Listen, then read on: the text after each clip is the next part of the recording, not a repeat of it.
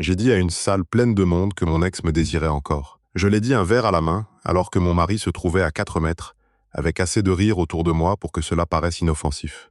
À la fin de la soirée, les rires étaient devenus des témoins. Nos amis avaient commencé à choisir leur camp, et je vivais désormais dans une histoire que je ne pouvais plus réécrire. Je m'appelle Lorraine. J'ai 38 ans et, autrefois, je pensais que mon mari Evan était trop stable pour partir à cause d'une plaisanterie aussi idiote. C'est ainsi que je l'ai décrite au début, une blague. Une blague stupide, séductrice et légèrement déplacée, à l'anniversaire des 40 ans de mon amie Tessa, dans son jardin, sous des guirlandes lumineuses louées et ces petits chauffages qui rendent tout le monde plus beau qu'il ne l'est vraiment. Evan et moi étions mariés depuis 9 ans. Il avait 41 ans, était chef de projet dans une entreprise de construction, le genre d'homme qui se souvenait des voisins ayant besoin d'aide pour déplacer un canapé et de la nièce qui aimait le gâteau au citron. Il n'avait rien de tape à l'œil. Il ne cherchait pas l'attention. Il pouvait discuter de réparation de toiture avec le mari de quelqu'un près de la glacière, puis finir par ranger les chaises pliantes dans un garage avant même qu'on le lui demande. J'admirais cela chez lui. Puis quelque part en chemin, j'ai commencé à le traiter comme un défaut. Ce soir-là, mon ex-petit ami Trevor était là parce que Tessa avait autrefois fréquenté son colocataire et invitait toujours la moitié de cet ancien groupe. Trevor et moi n'étions plus ensemble depuis mes 20 ans, mais il avait le don de me faire redevenir celle qui entrait dans une pièce et attirait tous les regards. Il a complimenté ma robe au début de la soirée. Cela a suffi. Evan l'a entendu. Je l'ai vu jeter un regard depuis la porte-fenêtre. Il n'a pas fait la grimace, ne m'a pas interrompu. Il a regardé une seconde, puis a repris son aide au mari de Tessa pour réparer le seau à glace. Je me suis dit que c'était de la maturité. En vérité, je comptais là-dessus. Plus tard, nous étions plusieurs autour du bar extérieur. Tessa avait trop bu. Trevor s'appuyait contre le comptoir comme s'il était chez lui, et quelqu'un a plaisanté sur les ex qui ne disparaissent jamais tout à fait. J'ai ri trop fort. Puis j'ai dit que Trevor me reprendrait encore si je lui en donnais l'occasion. Les gens ont ri, parce que c'est ce que font les gens lorsqu'une femme mariée dit quelque chose de gênant en le présentant comme un jeu. Trevor a levé sa bière vers moi. J'ai continué. J'ai dit qu'il avait toujours eu un faible pour moi. Que certains hommes n'oubliaient jamais vraiment celle qui leur avait échappé. Puis, parce que je voulais faire rire davantage, j'ai regardé Evan et j'ai dit qu'il savait qu'il avait épousé une femme qui avait le choix. Voilà, la phrase. J'ai vu l'effet sur le visage de mon mari. Pas de colère. Cela aurait été plus facile. La colère m'aurait permis de lever les yeux au ciel et de dire à tout le monde qu'il était insécure. Ce que j'ai vu, c'était quelque chose qui se fermait. Evan a posé le sac de glaçons qu'il tenait, s'est essuyé les mains avec une serviette en papier. Puis a marché jusqu'au milieu de la terrasse. Pas vite, pas théâtralement. Il a demandé à Tessa de baisser la musique une seconde. Les gens ont cru qu'il allait porter un toast. C'est cette partie qui me retourne encore l'estomac. Tout le monde s'est tu de cette façon joyeuse propre aux fêtes, en souriant avant de savoir quel genre de moment les attendait. Evan m'a regardé, puis a regardé les personnes autour de nous. Il a demandé qu'on l'écoute. Je me souviens avoir levé les yeux au ciel avant même qu'il parle. Je pensais qu'il allait faire une remarque raide sur le respect du mariage. Je préparais déjà mon petit sourire embarrassé, celui qui disait « Vous voyez ce que je dois supporter ?» Mais il n'a pas fait la morale, il n'a pas crié. Il a très calmement dit que ce que je venais de faire n'était ni de la drague ni de l'humour. Que je l'utilisais comme un accessoire afin de me sentir désiré par un homme qui n'avait pas gagné sa place dans notre mariage. Personne n'a ri. Les chauffages ont cliqué au-dessus de nous. Derrière moi, Trevor a déplacé ses pieds. La voix d'Evan est restée égale. J'en ai fini d'être la partie silencieuse de ta blague. C'était tout. Il n'a pas jeté son verre, ne m'a pas insulté, n'a pas proposé à Trevor de sortir. Il a pris sa veste au dos d'une chaise et s'est dirigé vers le portillon. Au début, j'étais humiliée, pas honteuse. Il y a une différence, et je la connais maintenant. L'humiliation m'a mise en colère contre lui parce qu'il rendait la situation gênante. La honte m'aurait fait le suivre. Je ne l'ai pas fait. Je suis resté là, le verre à la main et les joues brûlantes, pendant que tout le monde faisait semblant de trouver autre chose à faire. Tessa s'est soudain passionnée pour les bougies d'anniversaire. Son mari a porté à l'intérieur un plateau qui n'avait pas besoin d'être porté. Une collègue d'Evan, Nina, m'a regardé droit dans les yeux avant de détourner le regard, comme si elle en avait assez vu. Trevor a ri doucement et a dit qu'Evan était susceptible. Je m'y suis accroché comme à une bouée. J'ai dit qu'Evan était stressé, qu'il détestait les fêtes, qu'il devenait bizarre lorsque d'autres hommes s'intéressaient à moi. Les mots sont sortis sans effort car j'en répétais des versions depuis des années.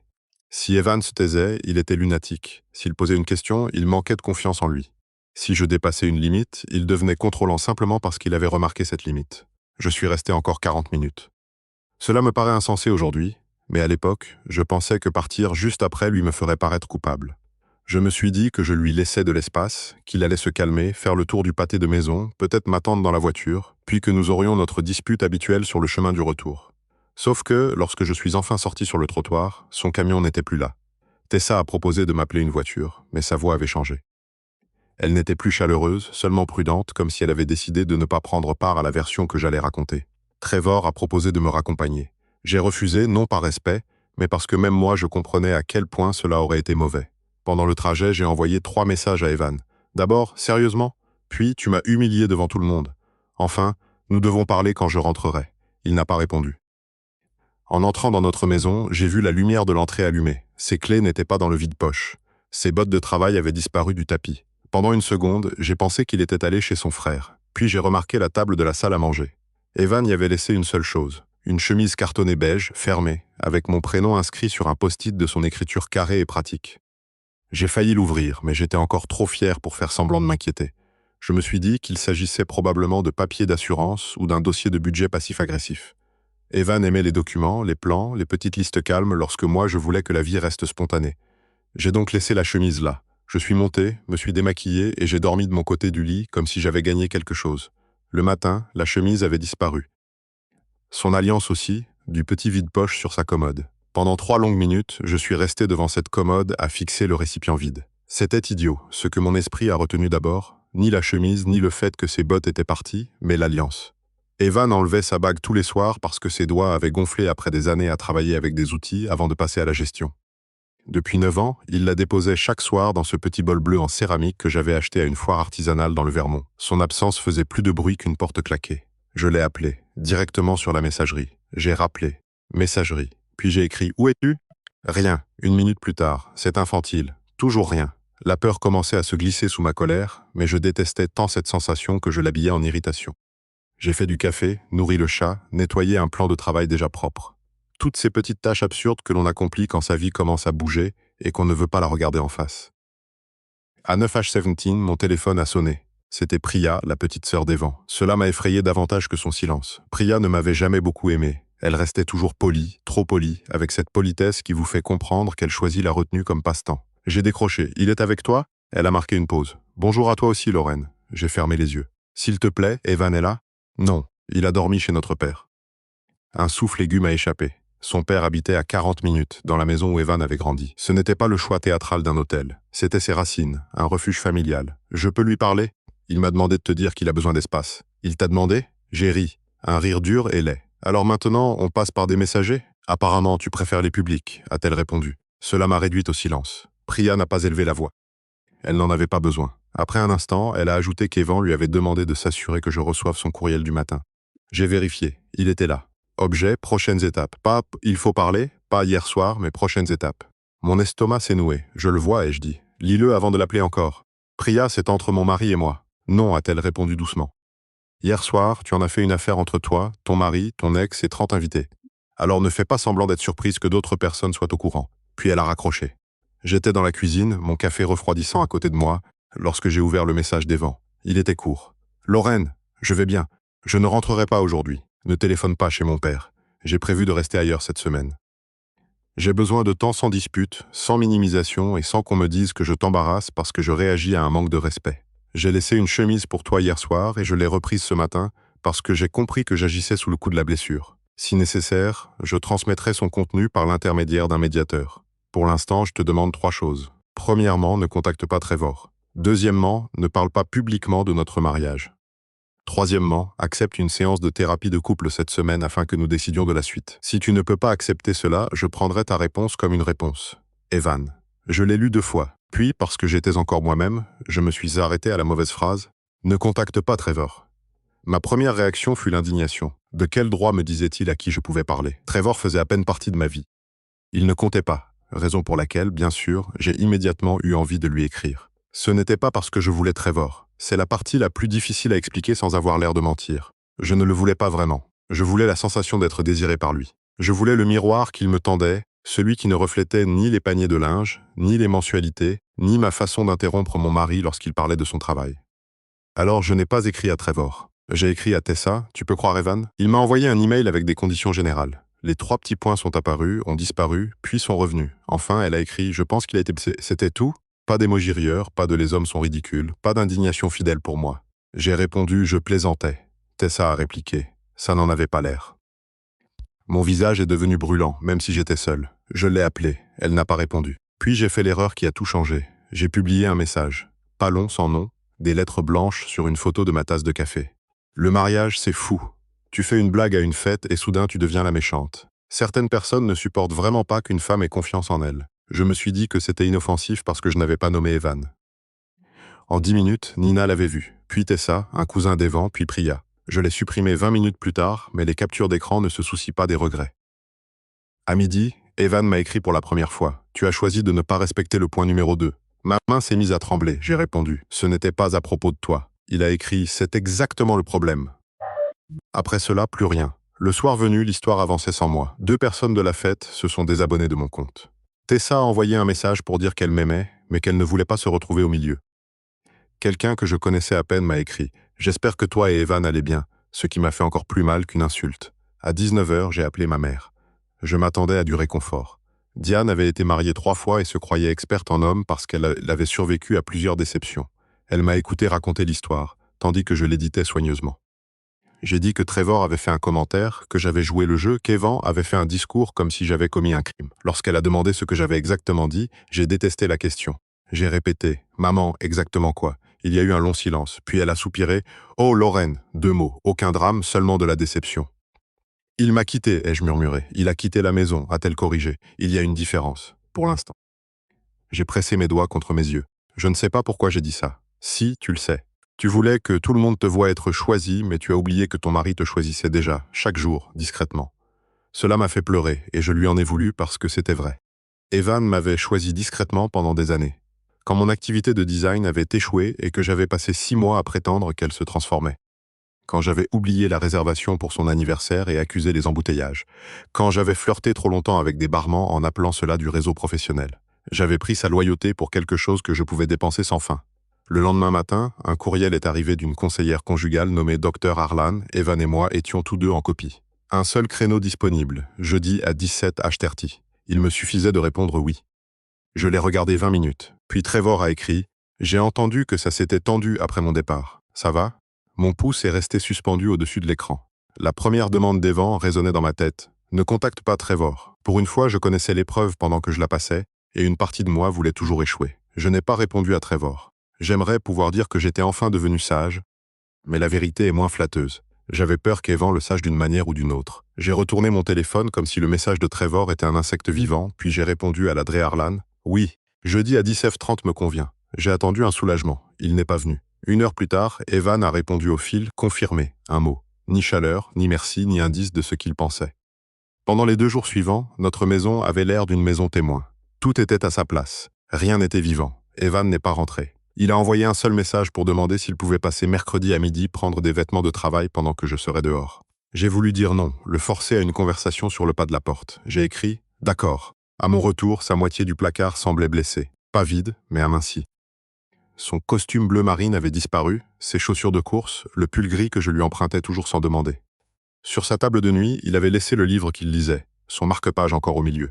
Cela m'a presque brisé davantage que les vêtements. Cela suggérait qu'il ne savait pas s'il reviendrait le terminer. Jeudi après-midi, je me suis préparé pour la séance comme si je me rendais au tribunal. J'ai choisi un chemisier simple, ni trop séduisant, ni trop misérable. J'ai mis les boucles d'oreilles qu'Evan m'avait offertes pour notre anniversaire 2 ans plus tôt, puis je les ai retirées parce que cela semblait manipulateur, avant de les remettre parce que tout semblait manipulateur. Le cabinet de la Dre Harlan se trouvait dans un immeuble de briques, avec des portes en verre dépoli et une salle d'attente remplie de fauteuils moelleux dans lesquels personne ne pouvait réellement se détendre. Evan était déjà là. Il s'est levé quand il m'a vu. Bien sûr qu'il l'a fait. Même blessé, même furieux, les bonnes manières étaient gravées dans ses os. « Bonjour », ai-je dit. « Bonjour ». Il avait l'air fatigué, pas négligé ni théâtral, seulement épuisé d'une façon que je n'avais pas remarquée chez nous parce que j'avais cessé de le regarder attentivement. Nous nous sommes assis aux 2 extrémités d'un petit canapé pendant que la Dre Harlan, une femme d'une 60aine d'années aux cheveux argentés et au regard calme, expliquait la séance. Je ne suis pas ici pour décider qui est bon ou mauvais. Je suis ici pour comprendre le schéma qui vous a conduit ici. Je l'ai détesté immédiatement à cause du mot schéma.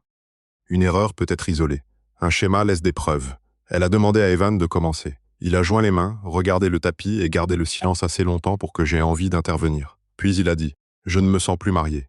J'ai l'impression d'être distribué dans le rôle du mari ennuyeux dans la mise en scène de Lorraine, où elle doit paraître désirée. » Ma gorge s'est serrée. « Depuis combien de temps ressentez-vous cela ?»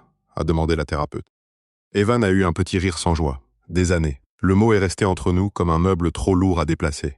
Il a poursuivi. La fête était seulement publique. C'est pour cela que tout le monde pense que c'est l'incident, mais ce n'était pas nouveau. Ce n'est pas juste, ai-je lâché. Ladré Harlan s'est tourné vers moi. Vous aurez votre temps. Laissez-le finir. J'ai fermé les lèvres. Evan ne me regardait pas. Elle flirte, puis appelle ça de la gentillesse. Elle me compare à des hommes plus excitants, puis dit que je manque d'assurance si je le remarque. Elle raconte des histoires où je suis le raisonnable qui la retient et les gens rient. Et je suis censé prouver que je suis un type bien en riant aussi. Mes yeux ont piqué. Ce n'était pas mon intention, ai-je murmuré. Je sais. Avant, cela comptait pour moi. Maintenant, l'effet compte davantage. La thérapeute lui a demandé ce qu'il avait ressenti à propos de mon commentaire sur Trevor. Evan m'a enfin regardé. Je me suis senti effacé. J'ai commencé à pleurer, d'abord silencieusement. Je m'attendais à des mots comme irrespect ou humiliation. Effacer était pire. Cela voulait dire que je ne l'avais pas seulement blessé. Je l'avais fait se sentir inexistant dans le mariage même qu'il avait passé des années à protéger. Lorsque mon tour est venu, j'ai voulu être noble, dire les mots justes. À la place, ma première phrase fut « Je ne t'ai pas trompé ». Evan a fermé les yeux. Ladré Harlan n'a pas changé d'expression. Est-ce le niveau d'exigence que vous souhaitez pour votre mariage? Ne pas tromper. J'ai ouvert la bouche. Rien n'est sorti. Elle a repris, plus doucement. Lorraine, que demandiez-vous dans ces moments avec d'autres hommes? J'ai fixé mes mains. Être vu. Par qui? La réponse est formée trop vite dans ma tête. Pas par Evan. C'était la partie honteuse. Evan me voyait trop clairement. Les découvertes que je cachais jusqu'à la paix, les loisirs que j'abandonnais dès qu'il ne m'apportait plus de compliments, ma façon de transformer toute excuse en preuve que j'étais la victime. Trevor voyait une bande-annonce brillante, comme les barmans, les clients et les inconnus lors de conférences. J'aimais me sentir choisi, ai-je dit. La voix d'Evan était basse. Je t'ai choisi, je sais. Non, tu ne sais pas. Tu aimais être poursuivi. C'est différent. Ladré Harlan a laissé le silence durer, puis elle a demandé à Evan ce dont il avait besoin. Il a sorti une feuille pliée de sa poche. Mon estomac s'est retourné. Evan et ses listes. Il me faut des limites si nous voulons essayer, a-t-il dit. Aucun contact avec Trevor. Pas vague, bloqué. Aucun message privé avec des hommes avec qui tu as flirté. Aucune publication sur notre mariage. Une thérapie individuelle pour chacun de nous. Et si nous nous séparons, nous disons la vérité aux gens, pas des versions concurrentes. J'ai essuyé mon visage. Si nous nous séparons, je ne suis pas rentré, Lorraine. Les mots n'étaient pas cruels, ce qui les rendait pires. « Que voulez-vous » m'a demandé Ladré Harlan. J'ai vraiment regardé mon mari et j'ai vu qu'il ne cherchait pas à me punir. Il essayait de survivre à ce que je lui faisais vivre. « Je veux que tu rentres à la maison. » Sa mâchoire s'est tendue. « Et » a insisté la thérapeute. J'ai avalé ma salive. « Et je veux devenir quelqu'un auprès de qui il est sûr de rentrer. » Pour la première fois depuis la fête, son visage a changé. Il ne s'est pas adouci exactement, mais quelque chose a vacillé. De l'espoir, peut-être, ou du chagrin. À la fin de la séance, Ladré Harlan nous a donné un devoir, écrire chacun une chronologie des moments où nous avions senti notre mariage changer, sans débattre des faits, seulement nos souvenirs. Sur le parking, Evan m'a accompagné jusqu'à ma voiture, une vieille habitude. Le ciel devenait violet et, pendant une seconde terrible, j'ai voulu me blottir contre lui en prétendant que nous sortions d'un dîner. Nom du cabinet d'une thérapeute avec notre mariage rangé dans une chemise. J'ai bloqué Trevor, ai-je dit. Evan a hoché la tête. D'accord, tu peux vérifier. Je ne veux pas être ton agent de probation. Cela m'a blessé parce que c'était juste. J'ai demandé s'il rentrerait ce week-end. Il a regardé la rue. Je vais y réfléchir. Une voiture s'est arrêtée près du trottoir. Priya conduisait. Evan m'a adressé un petit signe et est parti vers son véhicule. Je suis resté près de la mienne, comme une invitée devant ma propre vie. En rentrant, j'ai écrit ma chronologie. Au début, j'ai écrit la version flatteuse. Stress, problèmes de communication, styles sociaux différents. Puis j'ai déchiré la feuille. J'ai recommencé. La première vraie entrée remontait à 7 ans, lors d'un mariage où j'avais dit devant une table d'amis qu'Evan était fiable, mais pas romantique, alors qu'il était assis à côté de moi. Tout le monde avait ri. Evan avait souri. J'avais appelé cela une bonne soirée. J'ai écrit jusqu'à avoir mal à la main. À minuit, mon téléphone a vibré. Un numéro inconnu. « Lorraine, c'est Trevor. Tu me bloques? Sérieusement? Je ne savais pas que ton mari te tenait en laisse. » J'ai regardé le message et quelque chose en moi s'est refroidi. Pas une tentation, du froid. Pour la première fois, j'ai vu l'appât sans vouloir mordre. J'ai fait une capture d'écran, bloqué le numéro et envoyé l'image à Evan avec « Je ne demande pas de mérite, je veux juste que tu le saches. » Il n'a répondu que le matin. « Merci. » 2 mots. J'ai pleuré dessus comme s'il s'agissait de vœux. Evan est revenu dimanche après-midi. Pas revenu à la maison. Cette nuance comptait. Il a envoyé un message d'abord « J'aimerais passer et parler 1 heure. Est-ce que 15 H te convient ?» 1 heure, comme si notre mariage avait des heures de visite. J'ai eu envie de me vexer, mais j'avais si longtemps utilisé l'offense comme un bouclier que même le ramasser me paraissait épuisant. J'ai répondu oui. J'ai nettoyé comme une femme qui tente d'effacer les preuves d'un crime. J'ai passé l'aspirateur, changé les draps bien que je sache qu'il ne resterait pas, sorti le recyclage, allumé une bougie puis soufflé dessus parce que la maison sentait le désespoir à la vanille. À 14 H58, son camion est entré dans l'allée. Je l'ai observé par la fenêtre, il est resté un moment les 2 mains sur le volant. Cette petite pause m'a fait mal. Evan entrait autrefois chez nous comme si son corps connaissait le chemin. Maintenant, il devait s'y préparer. Quand il est entré, il a regardé autour de lui. « Tu as déplacé la fougère », a-t-il remarqué. C'était si normal que j'ai presque ri. Elle avait besoin de plus de lumière. Il a hoché la tête. Nous nous sommes assis à la table de cuisine, celle où nous avions payé les factures, planifié des vacances, mangé des plats à emporter dans leur boîte et une fois discuté 40 minutes pour savoir si le carrelage était gris chaud ou gris glacial. Evan a posé sa chronologie sur la table. J'ai posé la mienne à côté. Aucun de nous n'y a touché. Enfin, il a demandé « Tu veux commencer ?»« Non, mais je devrais. J'ai lu. J'ai lu le mariage où je l'avais qualifié de fiable mais pas romantique. La soirée à la brasserie où j'avais laissé un commercial une dégustation de bière et dit à Evan qu'il cassait l'ambiance lorsqu'il était venu se tenir près de moi. La conférence professionnelle où je l'avais présenté comme ma moitié pratique, comme s'il était un bagage. Ma voix s'est brisée lorsque je suis arrivé à la fête.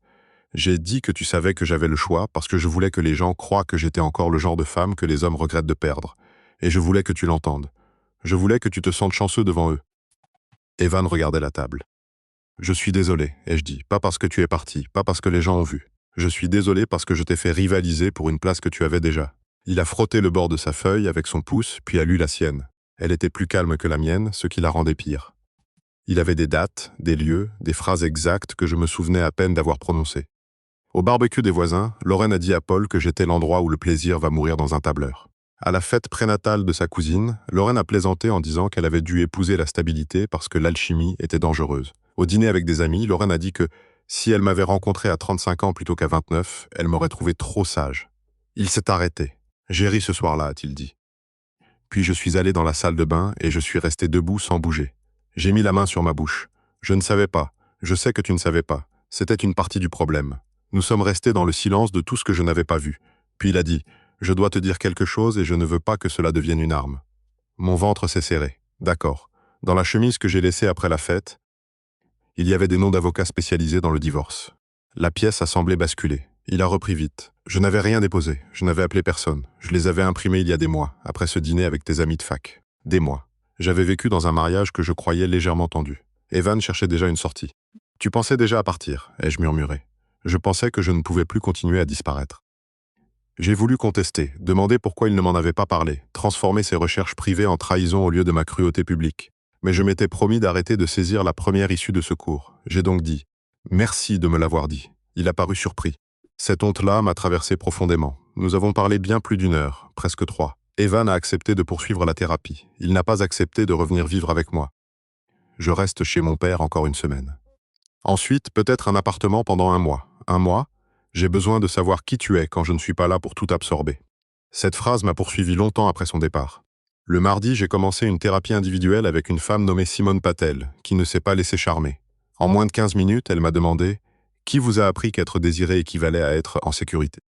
J'ai ri parce que cela semblait trop dramatique. Puis j'ai pleuré parce que je connaissais la réponse. Mon père était parti quand j'avais 11 ans.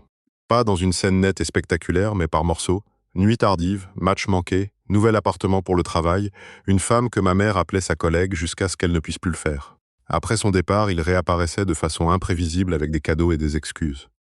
J'ai appris à jouer pour obtenir son attention. Excellente note, nouvelle coupe de cheveux, histoire drôle, n'importe quoi pour qu'il me regarde comme si partir avait été difficile. Simone a écouté puis a dit « Vous avez fait du mariage une audition à laquelle vous avez forcé votre mari à se présenter sans cesse. » J'ai détesté cette phrase, je l'ai quand même écrite. À la fin de la semaine, les conséquences s'étaient installées partout. Tessa m'a invité à prendre un café et elle a pleuré avant moi. Elle disait m'aimer, mais avoir regardé pendant des années mes humiliations envers Evan en riant parce que c'était plus facile. Je lui dois aussi des excuses. Non, lui ai-je dit, tu ne lui dois pas les miennes. C'était la première fois que je sentais la différence entre culpabilité et responsabilité. Nina, la collègue d'Evan, lui a envoyé un message dont je n'ai appris l'existence que plus tard.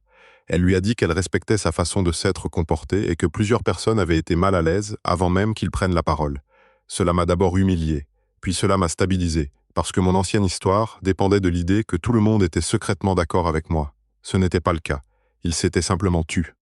Le jeudi suivant, à notre 2e séance, Evan avait l'air plus fort. Pas plus heureux, plus fort.